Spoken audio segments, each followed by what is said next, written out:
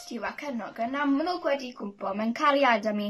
Cefais awr bleserus yn gwmni'r teulu ifans yn chwarae top trwmps adar a chlywes hanes am Gymru.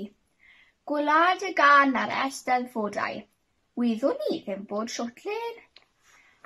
Boes bach hoffwn yn arw fynd yno am wyliau, felly pam awgrymodd Elliw i mi ymuno efo nhw ac y cwch yn ôl i Gymru, roedd yna'n neud y fflos penguin flat out. A cyn bod hi'n gael siawns i weid he ho, ro'n i wedi neidio'r y cwch efo teulu ifans, Cymru amdani. Ar ôl y siwrnau hir dros glastir a'r holl fynyddoedd, graniodd y cwch yn ref Aberteifi. Roedd yr awyr yn fwy na'r haul yn sgleinion braf uwch ben. Sylwais ar y bwrlwm o gwmpas y castell a dyna pryd y ddeallais roedd Eisteddfod y Cardydd yng Nghastell Aberteifi am y diwrnod. Roedd pawb wedi gwisgoedd traddodiadol Cymreig gan fod heddiw yn ddydd Gwyl-dewi. Gwisgais y wasgod a'r cap gefais gan y teulu ifans.